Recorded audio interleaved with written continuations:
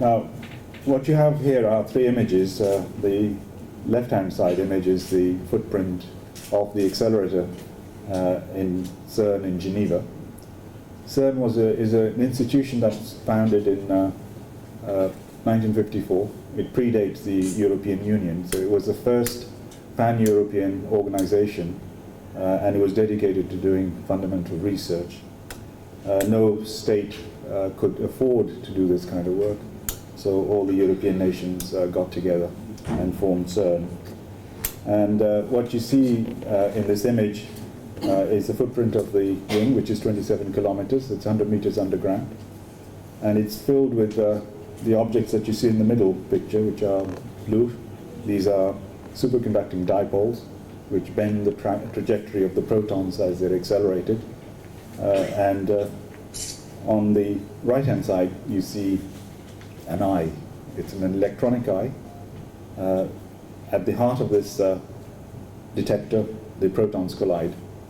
And we study the products of the collisions, as I will show you in a few minutes. Let me go back a little bit. I won't go back 2,500 years, but almost.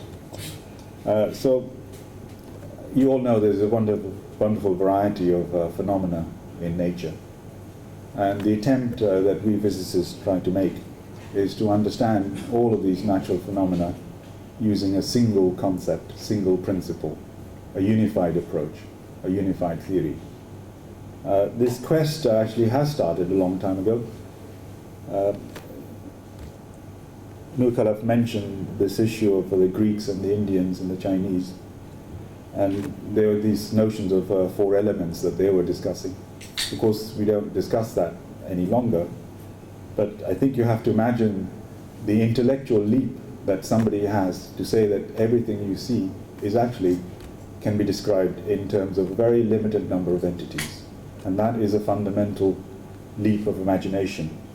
And what I show here is the apple falling, and that's conjectured to be what inspired Newton to also think that actually the apple, as it falls, is the same thing that's happening to the moon. The moon is falling on the Earth, but it's traveling at a speed such that it keeps going round and round.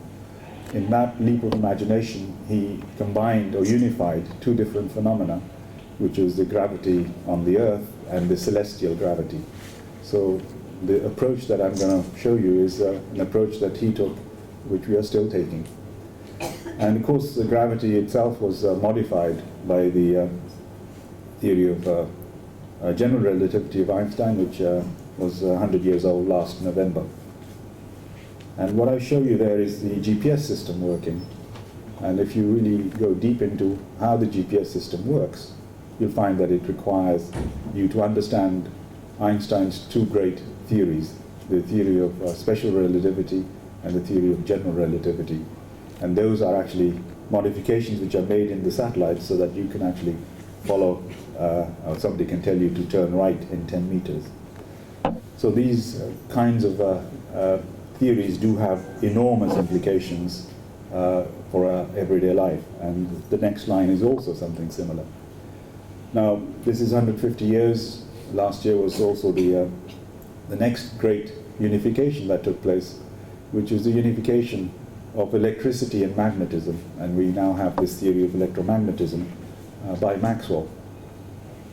And whenever one makes this kind of leap, it actually leads to altering the way we live. So a fundamental understanding of laws of nature give you paradigm-shifting technologies. So that's the second industrial revolution driven by electricity, the first one by steam, for example. On the right-hand side, you see an image of the sun. It's burning. And the way it burns is to use another fundamental force called the weak interaction, which actually fuses protons together to generate energy. And in fact, it's remarkable that the theories that we write down, which I'll show you, the set of equations is rather simple. These are quantum theories. And they have such a predictive power that they can predict how a magnet works and what happens in the middle of the sun. And there's also the image of the a circuit board. Now that is electronics. Now if you open up the spelling of electronics, there's an electron sitting in there. And so our lives have been really changed enormously by the advent of electronics. But we couldn't have had semiconductor electronics without electromagnetism, without understanding of atomic physics and quantum physics. So in there is a set of everyday things that we do, which are related to things which are very fundamental understanding of how nature works. So let me now open up a little bit more and look at what matter is composed of. So you're all familiar with, let's say, salt crystal. It has a regular structure, it has atoms. And inside the atoms you'll find electrons and nuclei. Electrons are negatively charged, nuclei are positively charged, and you form a bound system, the force being electromagnetism. And if you go and look deeper into an atom, you'll find that the nucleus actually has constituents. It has neutrons and protons. And if you look more deeply into neutrons and protons, you find other constituents called quarks and gluons, which is the top picture there. Now you can ask yourself some questions. Now I'm going to introduce a scale of energy, because we're going to be talking about high energy physics. So what is energy in this scale? So if I wanted to break free an electron from a hydrogen atom, for example, it's a bound system, so you have to inject energy to remove the electron. How much energy do I need? In fact, you need about 10 batteries of 1.5 volts, because each 1.5 volts gives an energy equivalent of about 1.5, what we call electron volts. Now, if I want to pull out a proton or a neutron from a nucleus, I need something like 10 million batteries. Now, what we are studying at CERN is not 10 million, it's not 10 billion, it's 7 trillion batteries. So that's the energy. So it is enormous energy that we're pumping in from the electricity grid into the protons. Now, on the right-hand side, you see the 4 fundamental forces. I've discussed gravitational. I've discussed a little bit the weak interaction that's also responsible for radioactivity, for example. And then the electromagnetic, which you're very familiar with. And the strong interaction, which binds the quarks into the proton. And the binding is done by particles, which are called mediator particles. So when a system is bound, the information has to be transferred from the binding objects to each other to indicate that they're bound. So this exchanges in terms of quanta of energy, and these quanta are called the mediators. So for example, the photon is the mediator of the electromagnetic force, and there are particles called W and Z bosons, which we found in 1983 in the previous experiments that I was working on. These bosons are very heavy, and I'll come to those in a minute. And the strong interaction, for want of a more imaginative word, the quarks are glued together by gluons. And all known forces in the world can be attributed to these. So what has happened in the last 100 years is that people have found more and more particles. As you find more and more particles, you ask yourself the question whether there's some fundamental symmetry underneath which actually gives you this diversity. Like in the periodic table of Mendeleev, you know that the structure there was actually given by the electrons, the number of electrons, or the number of protons, if you like, in the nucleus, which gives you all the elements. But basic constituents are essentially electrons and nuclei, which now we know are made of neutrons and protons. So this led to the construction of the standard model, which has a limited number of particles, which is shown on the left-hand side. And there are 2 types of particles. One are matter particles, and the other ones are force particles, the ones that actually mediate the interactions, as which I've just described. In the middle sits a particle called the Higgs boson, and that actually is the keystone of the standard model. Without that particle, we don't have a proper understanding of what the rest of the table is actually showing to us. It turns out that nature comes in 3 copies on the left-hand side, and matter that you see that we are made of, and anything else that you see is made of, only requires the first column. we don't really know why there are two other columns, although we have some inkling for that. So although we have a very good understanding, it is also a limit to our understanding. Now, the equations that you write that I mentioned earlier, which are actually quite elegant, and they're elegant and rather simple, and in fact you can fit them in a mug. Although if you open this mug up, it's actually 2.5 pages or 2 pages of equations, but it can be simplified to 4 lines. The first line actually describes the right-hand side of this table that you see there, which are the force particles, the fields. And the second line actually describes the left-hand side, which are the matter particles, like the quarks and the electron, for example. And the third line describes the interactions. You must have interactions, otherwise you don't have bound systems and we wouldn't be here.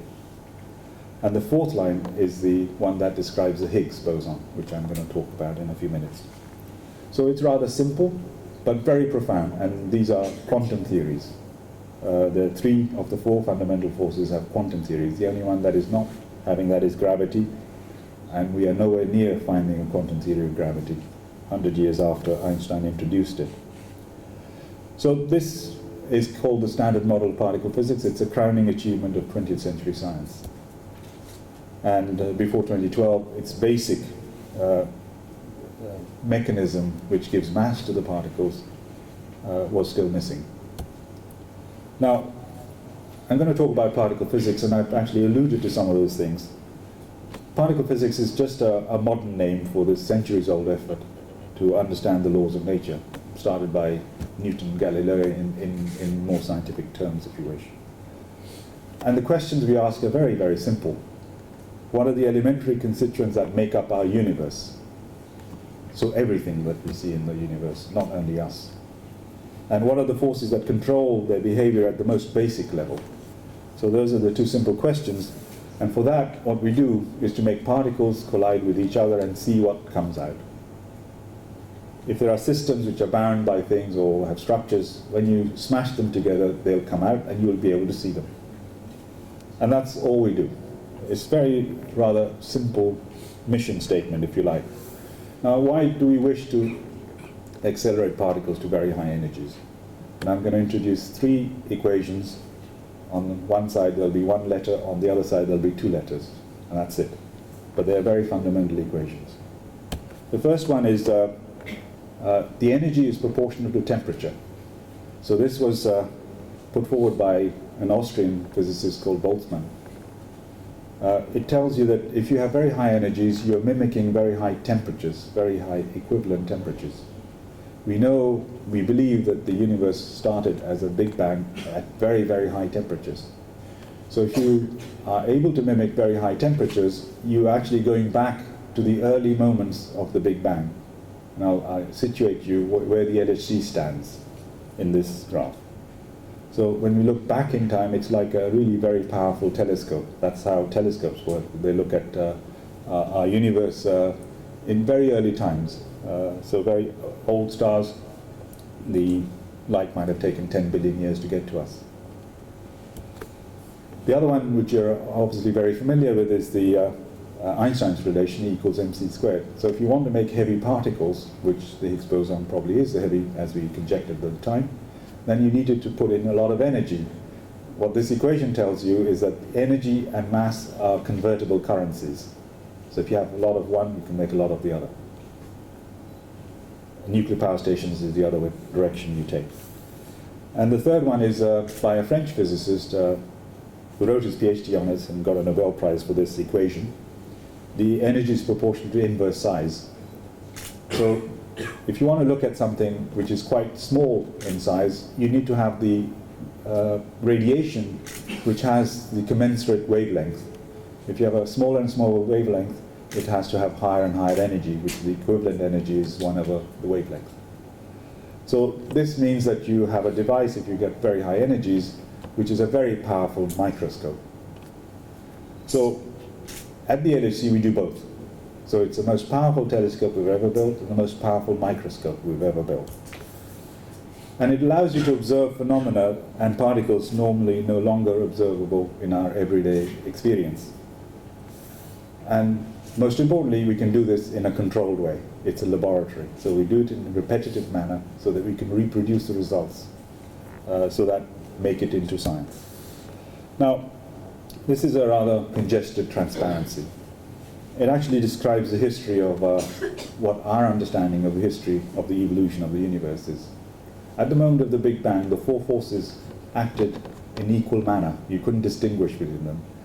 As the universe has expanded, it cools down, so the temperature goes down and down. So the temperature is extremely high at the early stages, 10 to the 32 degrees. And there was a period of what we call inflation, where the universe expanded exponentially, and that's why it looks quite uniform if you remove the gross structures from it. It looks very uniform every which way we look. In fact, the cosmic microwave background radiation is uniform to 1 part in 10 to the 5.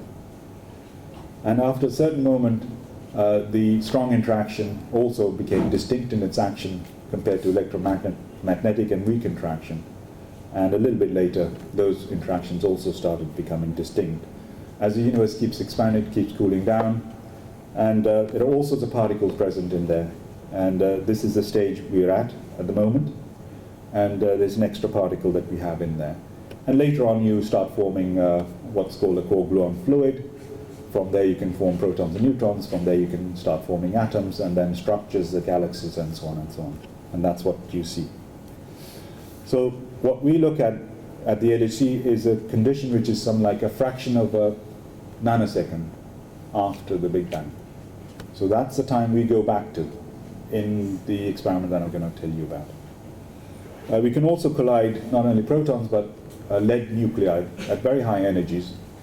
So when the lead nuclei collide at high energies, there's so much energy that the neutrons and protons lose their distinctiveness and become a soup of quarks and gluons, a state of matter that existed a microsecond after the Big Bang. So that's another thing that we study.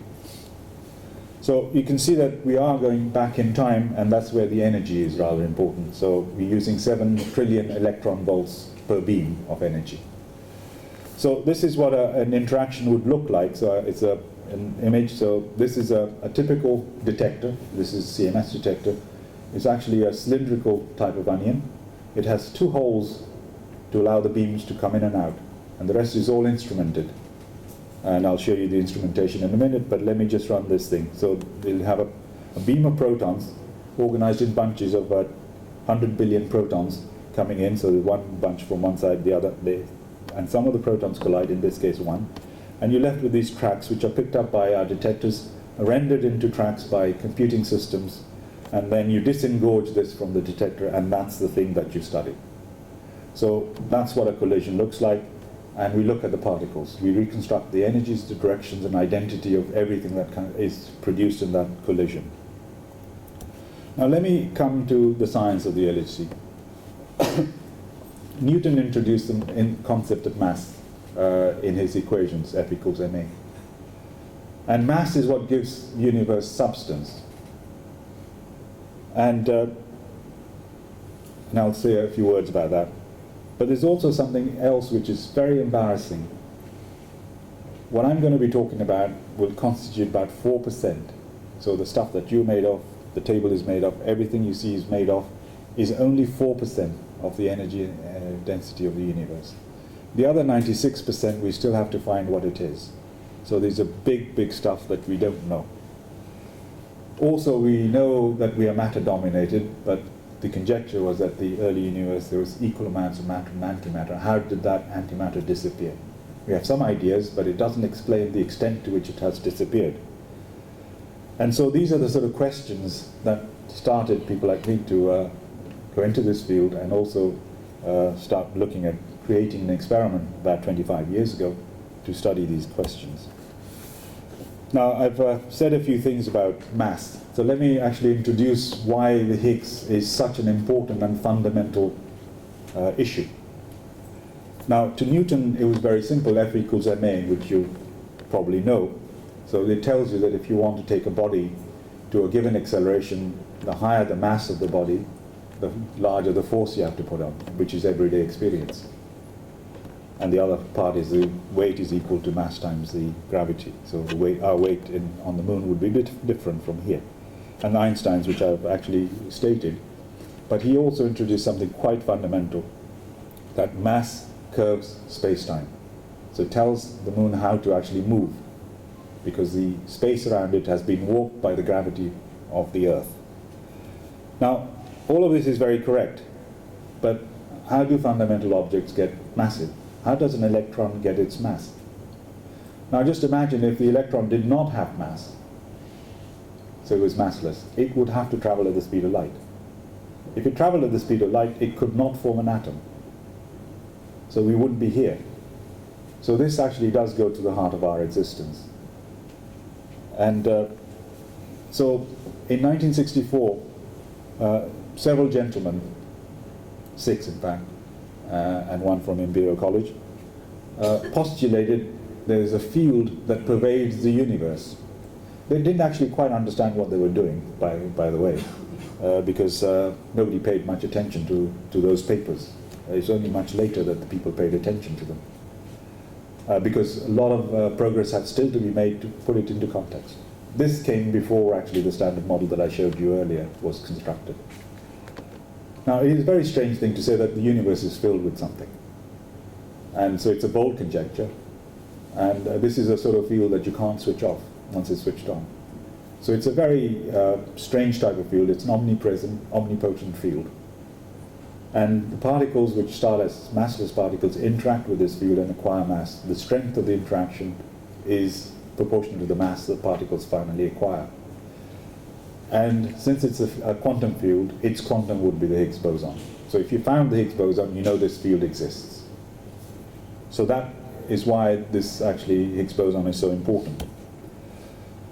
Now, in more general, more specific terms, there are a few other types of questions. So it's a rather similar transparency to the one I just showed you, but I just wanted to introduce one aspect, which is the second line in red, which is dark matter, which I'll come to in a few minutes.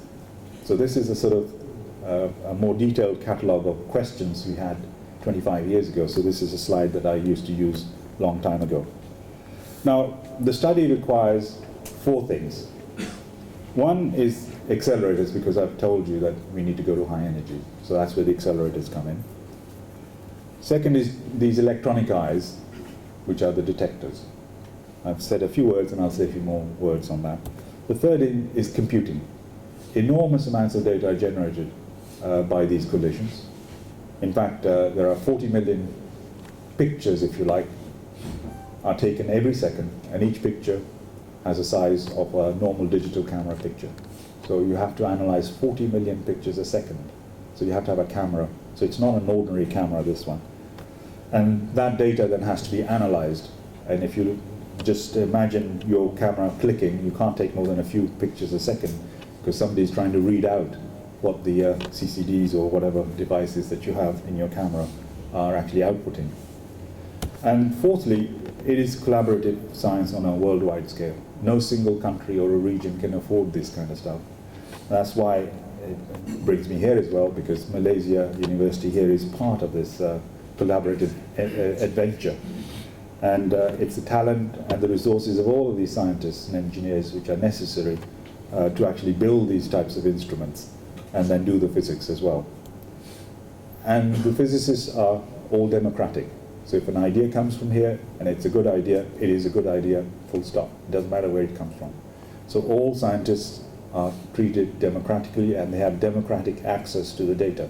They can take, even though they contribute maybe 0.5%, they have equal rights as scientists. So this is the Large Hadron Collider, the footprint blown up, and you can see on the right-hand side the Lake of Geneva and the Airport of Geneva.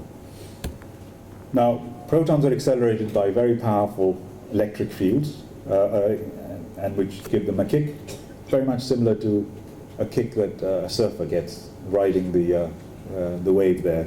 Instead of riding a water wave, the protons ride an electromagnetic wave. But the effect is the same. It gets accelerated. And they're held into orbit by superconducting magnets. And superconducting magnets, because you need to get very high currents and very high fields. Because if you get a high field, you can put higher energy. into the accelerator, into a given ring, given radius ring. And they also cool to superfluid helium, which has a temperature of 1.9 degree above absolute zero. So this is colder than outer space, which has a temperature of 2.7 degrees. So this fluid is actually the second most perfect fluid that known to man. The first one is the quark gluon plasma that I mentioned to you earlier. I won't say very much about that. So this is the second most perfect fluid mankind has made, and has very, very interesting engineering properties. It is a better conductor than pure copper, and it has essentially zero viscosity, goes through all sorts of pores, even liquid helium can't go through. So these properties are used as engineering material in the accelerator. Now let me come to the detectors themselves. So the detector is actually a cylindrical onion. It has 4 principal layers, and each has a particular function.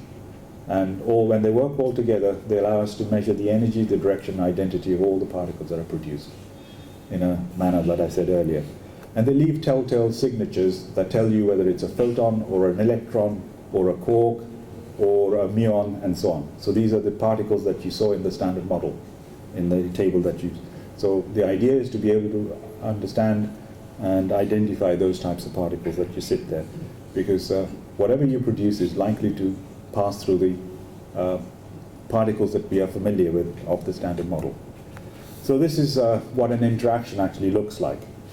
So this is one of the early interactions, protons coming from diagonally from top and bottom and interact, and you see lots of particles. You'll also see some collimation going on, some bunches of particles, and I'll come to that in a few minutes. And this is the detector itself. Now, these are very complex detectors.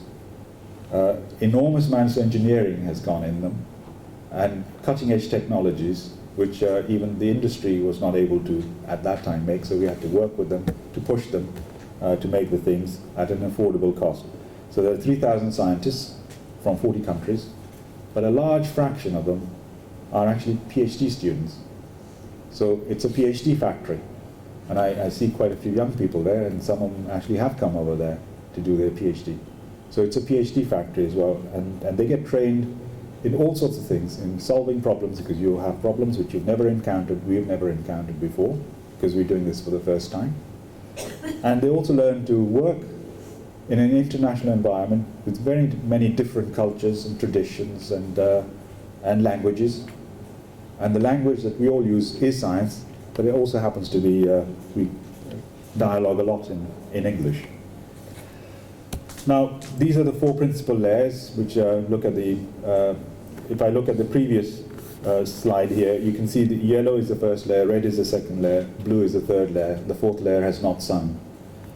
And so this is what the first layer allows you to get: the yellow tracks, the red tracks, the blue ones, and this one was not in those transparencies, and I'll show you those later. Now, I will actually move on a little bit faster. There are 1 billion pairs of protons interacting every second inside the heart of these experiments. They lead to enormous fluxes, enormous radiation, so all the stuff that you put in there had to be radiation hard and very fast to allow us to separate out all sorts of particles that are being produced. An enormous amount of data, 40 terabytes per second being generated. And the picture of interest could be in any one of those. And so you have to look at all of them. And so that is a big challenge. And we weren't sure that we could actually meet the challenge when we started 25 years ago. But then we had to innovate, we had to invent, and we had to drive the costs down. So one of the things was the detector that actually detected photons from the Higgs boson, which is one of the signatures, which was thought to be probably the only signature if the Higgs boson had the mass in the region in which we found it eventually. We had about 3 or 4 crystals which were available to us at that time, and they are using photo devices which now find applications, positron emission tomography cameras, and they're about research samples, 2 or 3. So we needed about 75,000 crystals and 150,000 of these. And it took us 10 years in a Russian ex-military factory working around the clock to make these crystals. So, and that also we had to deal with ministers of science, and also had to get some signatures from a person called Putin to use platinum that we needed from the Russian Federal Reserve. So the reason I tell you all of this is that it's not only the science, it's not only the engineering of all sorts, electronics, cryogenic, mechanical, computing, software, but also aspects which are related to finance and how to handle budgets and diplomacy as well. So these are experiments which actually call on all of these, and none of us are trained to do any of these things, by the way, but we do succeed. So this is it shows you a few slides. Each of these crystals takes about 3 days to grow in an oven, and you have to then shape it into crystals of a given size, polished, turned into 400 crystals, 1700 crystal modules, and then something quite important has to happen. You have to put the electronics in. And so at the back of the crystals, at the back of this, what we call the avalanche photodiode, which is a photodetector that detects light. So this detector works that a photon goes in there, generates an electromagnetic shower of electrons and positrons, very large number of them. These excite the atoms inside that substance, which is lead tungstate. When they de-excite, they emit light. The light is picked up by the photodetector. The amount of light is proportional to the energy of the incoming particle. That's how you measure it. But to do that, you have all of this electronics. It's about this thick amount of electronics. And when we finished with this, this was meant to be closed and has been closed for 10 years now. And it's going to be closed for another 10 years. And we can't touch it. If you want to touch something, it takes us about a year to get to it. And fortunately, in the last 10 years, we've only lost about 0.5%. So that also means that whatever we put in these detectors has to have an extreme high quality of assurance and control. It's as if you're going to send these experiments into outer space, and they weigh 15,000 tons. So that's a philosophy. So that's another aspect to understand about these detectors. They are really very complex instruments. And that's the object. It's finished. Now, I tell you something about another type of engineering. So the CMS experiment was actually constructed on the surface, and then lowered. It was the cylinder, or the cylindrical onion, was sliced into 15 slices. They were assembled upstairs because there was a lot more room. Underground, and these are things which have a size which is about 40 meters in length, 15 meters in diameter. So underground there are cathedrals, if you like, which will house these experiments. But on the surface there's a lot more space, as you can see it. This particular photograph shows the central element, which has a solenoid. That coil there is a solenoid, a very high field solenoid. Generates a very high magnetic field for measuring the momentum of the tracks. And it weighs 2,000 tons. It's a few centimeters above the plate that you see there. It's on rollers which are at the bottom, which are orange structures, and the crane is on the outside of the building. So I'm going to click, and it's a time-lapse photography, and you can see the first thing that happened is the cover plate is retracted. That's something like 6 meters of reinforced concrete. We start at about 6 o'clock in the morning, and you can see the light coming in because this has now become light. And this thing takes about 10 hours to go down. And it has to go extremely straight because the clearance on either side is 1 hand's width. If you make even a slight tilt, the whole thing would have been jammed, and we wouldn't have had an experiment. And so this is the object coming and landing at about 3 o'clock in the afternoon. And you can see lots of people looking at it. Now, inside this coil, the barrel, if you like, or the bore, if you like, 3 types of detectors have got to go in. And their cables and their services, low voltage, high voltage, optical cables, cooling systems, and so on, have to actually be put on. So that's another aspect of engineering which you have to then deal with. And 7 months later, you have this kind of picture. So the coil is now lined with stuff, which there are connections every which way. And again, if something goes wrong in that, it takes about 6 or 8 months to get to it. So it had to have a very high fidelity of connections and connectivity, and everything must work. And it did, and it does. This is the detector closed, ready for taking data. So now you can get some idea of the size of the cavern, because down here is a man, just there. So this is now sitting in a cavern underground, and there's the beam pipe there. So the protons are going to come in here, and that's just about the hole, and there's one on the other side. And if you go this way, walk 27 kilometers, you'll end up on that side. So the operation of such experiments is like, as I introduced to you, a digital camera. Now imagine yourself that you were given a camera and you were told that you're a fraction of a nanosecond after the Big Bang, and you have a camera in your hand, you're taking pictures, because that's what's happening. So you have a camera which is taking pictures of events that would have been taking place a fraction of a nanosecond after the Big Bang. The universe was very simple at that time. There was no structure. They were all particles, and they were interacting with each other, producing new types of particles, some which we now know, like the Higgs, exist, some which we're trying to find which may or may not have existed at that time. But you can make them. So your camera actually is looking at taking pictures of these interactions. They happen to be a particular set, because they have to start from the constituents of the proton, which are quarks and gluons, so they have to start like that. But there are other types of particles in the universe at that time. But those particles can make other particles that existed at that time. So that's the idea.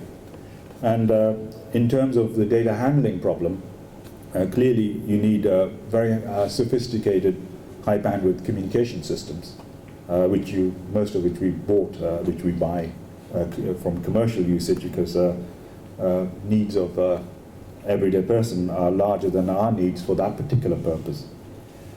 And it's 10 million gigabits per year that have to be actually shared around. And I'm going to say a few words, and I have a few more examples in the backups if somebody asks. The notion here is that when you do fundamental research, you're trying to do something for the first time. And sometimes the technologies you have to get to your results, in this case physics results, doesn't exist. So you have to invent it. And there have been a few cases, and one of them is this one here, which is the World Wide Web. And that was because people in the 90s wanted to share, and LEP was starting, which was the previous accelerator, and the scientists wanted to share data. And so this system was set up, and this is a picture of a letter, 2-page letter, document, signed by the Director of Research. And I'll blow it up, and it was signed on 30th of April 1993. And here, CERN, I'd read it, CERN relinquishes all intellectual property rights to this code, both source and binary form, and permission is granted for anyone to use, duplicate, modify, and redistribute it. So that means CERN gave this free to everybody, and the code was given.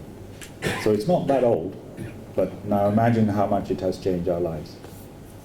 And that's what actually paradigm-shifting technologies do, like electric bulb, if you like, compared to a candle. So those are kind of things which come out of doing this fundamental research, and the understanding we get, because it allows us to generate new technologies which didn't exist before. So let me go to the science in the last 25 minutes.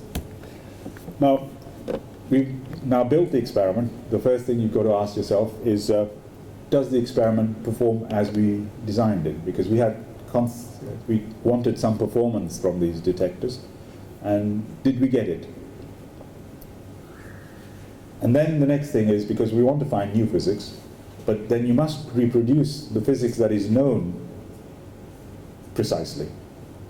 So you can't have something that was discovered not to be discovered in an experiment, or measured with a given rate which has been established before, and you find a different rate. That means you haven't understood your detector. So those are the two fundamental steps you have to make before you can say, I want to now look for new things. In fact, what we normally do is do most of these things in parallel. So I will now tell you just a few slides. So this is a particle that merited a Nobel Prize after its discovery in 1983. This is a Z boson. this is the mediator of the electromagnetic and weak interaction, And that actually is why I'm going to Singapore after this meeting, because the person who postulated got the Nobel Prize was Abdus Salam, who was at Imperial College, and they're holding a meeting in his memory in Singapore. And his theory predicted the Z boson, which had not been predicted before. So when we found the Higgs boson, that was the ultimate proof that the theory was correct. although he got the Nobel Prize earlier, so it had been established earlier. In this particular case, the Z boson decays into two muons. So these are particles which are in the fourth layer. So they leave a track in this, the first layer, nothing in the second and nothing in the third. That's why it's not shown here. And the fourth layer, you can see the track going through. And so these are two muons. So what we normally do if you have two particles, what we try to do is to make what we call an invariant mass. So you take the momentum and the energy and the direction of the two particles and create an invariant mass, the mass from which the object would have come from.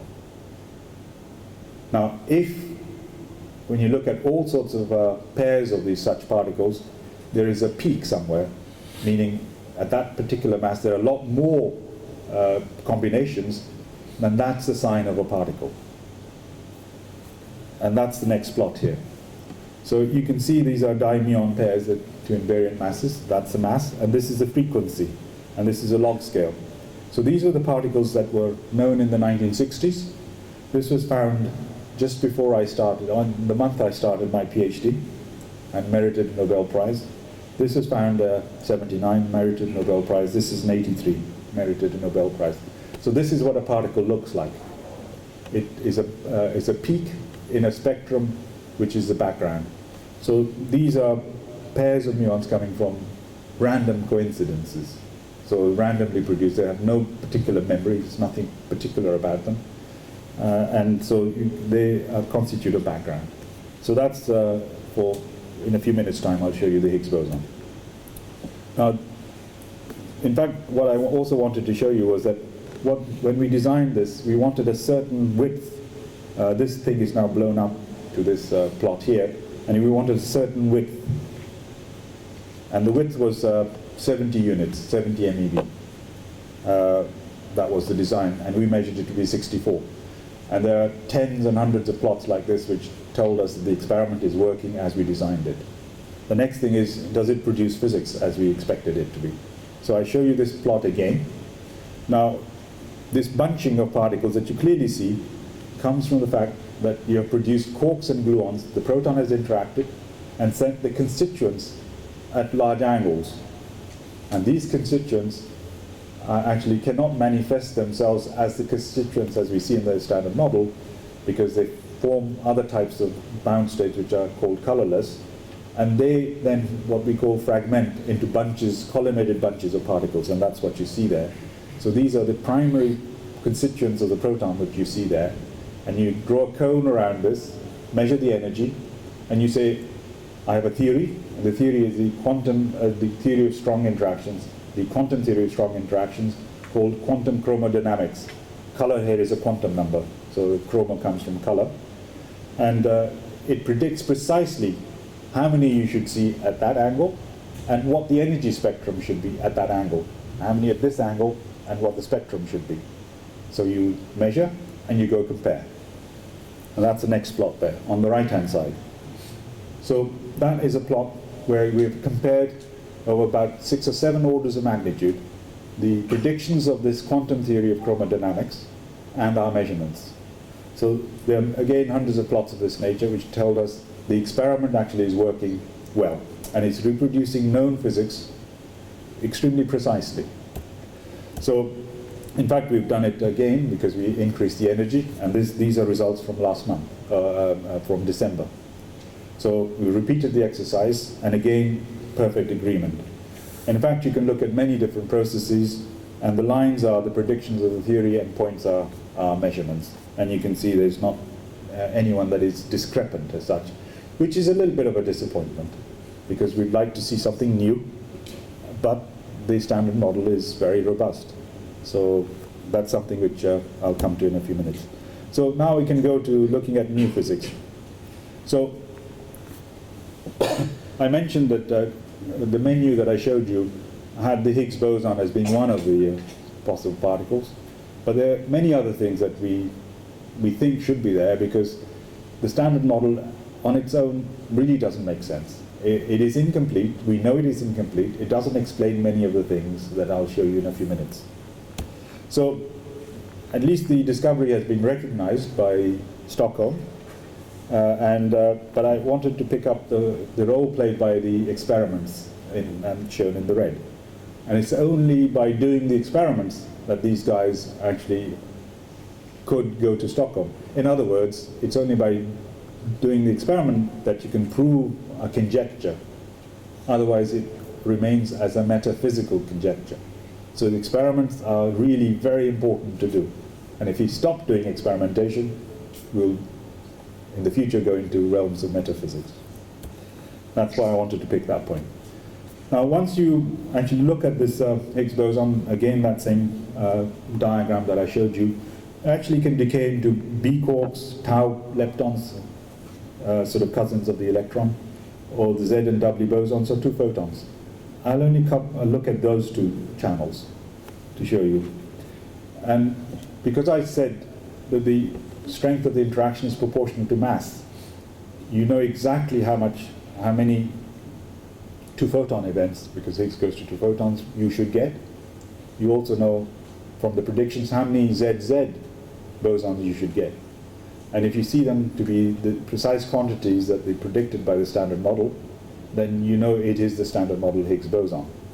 Of course, there will be an error, because you can't make a measurement, especially at the start, to very high accuracy. Our accuracies are going to be at the 10-15% level, and we'll be looking for deviations at the level of 1%, finally.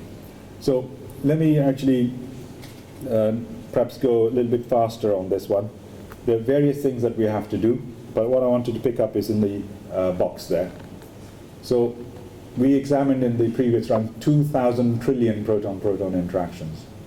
Remember, 1 billion pairs interacting every second, and we would have produced 600,000 Higgs bosons. And the previous plot, actually it's the next one, it shows once you produced it, it has to decay in various ways, and the ones that we can actually pick up very cleanly at the LHC are into two photons and two Zs. Into two photons, it goes only 1 in 1,000. So although we produce 600,000, you'll only see 600 before you put in efficiencies, and when you put in the efficiencies, only 300. So 300 out of this 2,000 trillion. And if you look at the ZZ, it's 1 in 10,000. And that means you'll only see some like 60. And once you fold in the efficiencies, it'll be about 30. So you're trying to dig out 30 pictures out of 2,000 trillion pictures. Not an easy job, but possible, and with high efficiency. So this is what an event to ZZ on the left-hand side to the gamma-gamma on the right-hand side would look like. So you see the second layer is singing. In this case, the first layer is also singing because it's electrons. They're charged particles that leave a trace in the first layer. That's how we know that these are electrons. And these are photons because they don't leave a trace in the first layer, so we know it's a photon. So these are the types of events that you get. And when you actually do the same sort of thing, like create the invariant mass, this is what you see. In blue is what you expect from known physics. And you clearly see that there's a peak here, which is not predicted by known physics at the time. And here again, you should see a smooth background, and you see a bump. So again, something similar to what I showed you earlier. And it turns out that this bump and that bump appear at the same place, and in Atlas and CMS at the same place as well. So that means you've made a discovery. And that actually was the excitement of 2012. Now, to build a picture, so to give you an idea that it's not something which is instantaneous, when you take data, as you accumulate, the strength of the signal appears stronger and stronger. And I'll show you the various stages of the experiment in one of the channels, which is ZZ. So if I now stop it, you are going to be sort of guided by this red peak there. But at that point, which is something like what happened at the end of 2011, you can't really say that you found anything. You might say that there's some hint in that area, and that was what it was. There was a hint. So what we then did was to say, we'll blind this area and not look at it, but we'll look at this part and that part, just so that we don't bias ourselves. So we blinded, we called it blinded, and then we took some more data, and this is the situation in July 2012. And there Now this is, although it might not be very clear to the eye, statistically analysis indicated this is a pretty strong signal. And then you went until the end of the year, sorry, I should go back, and to the end of the year, and then you clearly see the peak, and then you can't miss it. So that's how evidence comes in. The reason I show you this is because I'm going to tell you something exciting at the end. Now, we shall see in 6 or 8 months' time whether that's a discovery or not, but that's how things happen. Now, this Higgs boson looks very much like the Standard Model one, because when you actually look at, you divide the numbers and divide it what you expect. If they equal, then you see 1, and this is 1 here. And there are various combinations of ratios which are looked at, and I won't have time to go through these. They all seem to line up, and the value that we find between what is predicted and what is seen is 1 plus or minus 0.1, so 10% measurement in a sense. It's insufficient to tell us whether this is the Standard Model Higgs boson, because, as I'll tell you, there's a symmetry called supersymmetry, which I'll tell you in a few minutes, predicts 5 Higgs bosons.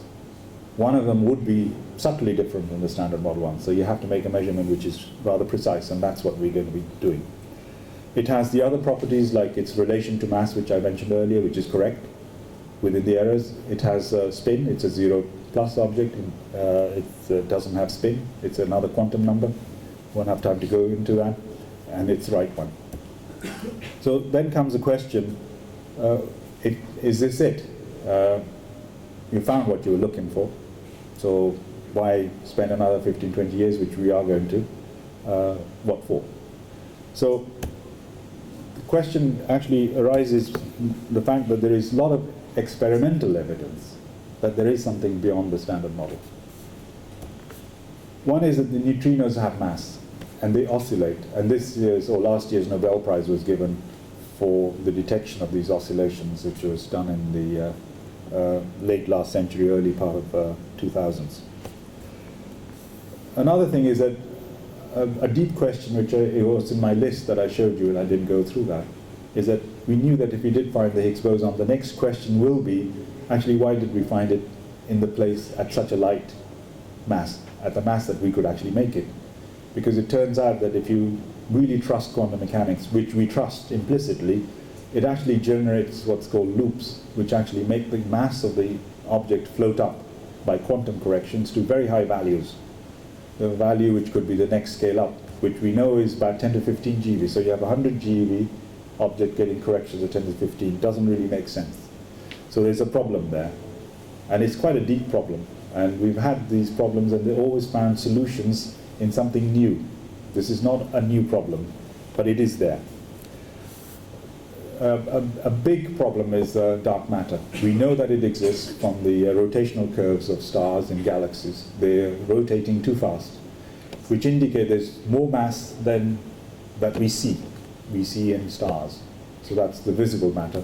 And so this is matter, which is gravitational in effect, but we don't see. So it's called dark matter. And that is 25% compared to the 5% or 4% of the matter that we do see, that you and I and everything else is made of. So it's a big problem. And there's also matter-antimatter asymmetry. There's also, more recently, dark energy. Our universe expansion of our universe seems to be accelerating. And when you have that happen, if you only had matter, it only attracts. Gravity only attracts, it can never push. So if the expansion is accelerating, there's something in the universe that is pushing things away, or some sort of an anti-gravity or some sort of a negative pressure. What is it? And that's 70% of the energy matter density of the universe. So these are big, big numbers, and they're experimentally confirmed in a sense. So there is actually another standard model. It's the standard model of astroparticle physics, of cosmology. And their data come from similar types of ambitious experiments, in this case Planck satellite. And it has all sorts of parameters which go into this. One of them is that the age of our universe is 13.799 billion years. So that's a parameter that you put in there. So it's 13.8 billion years.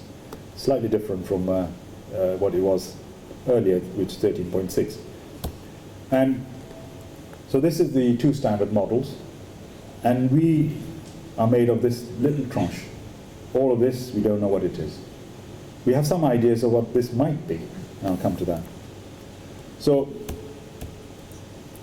let me come to one way of solving this problem of these quantum corrections is that to understand in quantum mechanics that if you have a loop which has a loop with a particle called a fermion, spin half, and you have another possible identical loop with a particle which has spin 0 or 1, which is a boson loop, in the amplitudes they come in opposite signs. If you add them together, they sum up to 0. So you don't have the problem. And that symmetry comes about if you put fermion particles and boson particles in the same group, meaning the left-hand side and the right-hand side of that plot are considered to be in the same group. And that's called supersymmetry. It is a symmetry which nature must have used, because it's something which, whether it has used it at our energy, we don't know. But that symmetry predicts a new class of particles. Every particle has a superpartner. This is not unusual, because Dirac, about 100 years ago, predicted that every particle should have an antiparticle, and it does. So it's not unusual to have that happen, but we have to verify that.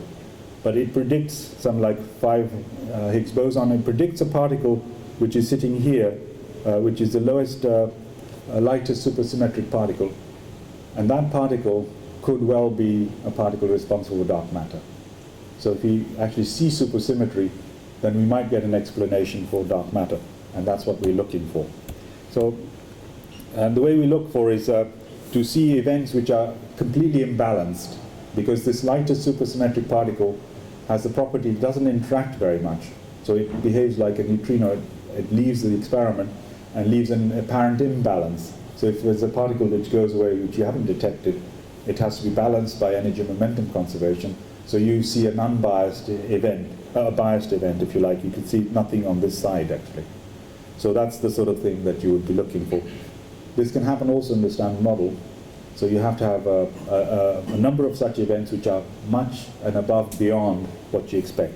That's why the understanding of known physics is so important. So this is a table showing that it hasn't turned up. And then let me come to other types of things. I won't have time to go into very many other types of things, but a couple I will go through. One is gravity. I mentioned this earlier. We don't have a quantum theory of gravity, and we're struggling with it. We're struggling to understand why gravity is so weak. It's obviously very strong because it holds us, but we are massive bodies. In our experiments, we don't care about gravity. It never comes into our calculations. That equation that I showed you did not contain gravity. So why is it so weak? And some people conjecture that it's probably weak because we don't live in 4 dimensions, 3 of space and 1 of time, but in a larger number of dimensions. Now, the physicists among you know that if it's not easy to think about higher dimensions, even 3 is pretty tough, but you can go back to 2. If you go back to 2 and look at Gauss's theorem, lines of force for Faraday, if you like, and then you see what the electromagnetic or gravitational interaction would look like, you'll find that it is not 1 over r squared, but it's 1 over r, because the number of lines of force, the density decreases as 1 over r in 2 dimensions and 1 over r squared in 3 dimensions. In fact, in 9 dimensions, it'll be 1 over r to the power 8. So it could be very strong, very close to zero distance. So it could be that the gravity is actually strong, but not at the scales that we're looking at. So in fact, there are different types of theories about extra dimensions and possibilities where they predict particles which would look like the Z boson but much higher mass. So what we do is look for these things, and we haven't found any yet. So again, we're looking for these things, and you look for all sorts of things. Earlier somebody mentioned black holes. So the black holes are somewhere here. Don't know where they've gone. Gravitons, we gauge was excited fermions. So all sorts of things. Dark matter. And we haven't actually seen them. So these are really platforms for doing science. We're looking at many, many different directions to see what nature has in store. So what is it that nature has in store? The accelerator will operate for another 15-20 years, because we're going to increase the number of interactions that take place per second from 1 billion to something like 5 to 7 billion, because we can accumulate faster, make more Higgs bosons, and make more rarer processes, rarer particles, if you like. And that's the idea. And so the things to do is to also study the particles that we have found, which is the Higgs boson, in great depth. So to do that, you produce a large number of them. That's always the case when you make a new discovery. It takes you quite a long time to understand in what context you've made that discovery in exact detail. Usually it's about 10 years. Now, I said there was something tantalizing that was shown last in December at CERN. This is now diphoton. So you look at two photons, very much like what we said about the Higgs boson, but not at a mass of 125 GeV, but at a much higher mass. Now, what actually the two experiments have seen is this. Atlas, you see this little bump there, and CMS has a little bump, and these things are lined up a bit. And so you do a statistical analysis, and this is called a p-value, the probability that the background could have fluctuated to give you that peak. And normally you want that probability to be smaller than 1 part in 10 to the 5. This is not quite at that level. It's 1 part in, a few parts in 10 to the minus 4. So, but the interesting thing, which is I show you now the same plot, but lined up now on the mass scale, the two experiments see it in the same place. Now, is that a coincidence? If it is not a coincidence, and we confirm it, then that, in my books, would be a discovery bigger than the Higgs boson, possibly rivaling DNA, rivaling the work done by the people in the 1920s in quantum mechanics and relativity. Because it will tell us something about what is beyond the standard model. We don't have a clue. So this could be something very important. But on the other hand, it could be something which is a coincidence, an accident, that the two things have lined up, because you can see lots of little peaks here, and we see them there as well. So it's is it an accidental lineup? If not, it's a big deal. So, and for this, if that were to happen, then clearly one of our parts of the program is to improve our detectors. And this is where also, physicists here, scientists and engineers here come in. Because this program is a long-term program, and there are new detectors to be built. These are going to push the boundaries of technology. And one of the good things about participating in these experiments is to access this technology, and perhaps also make it here, in parts of the experiments here in Malaysia. But let me just now wrap up, and put into context what I've just said. So this is another picture.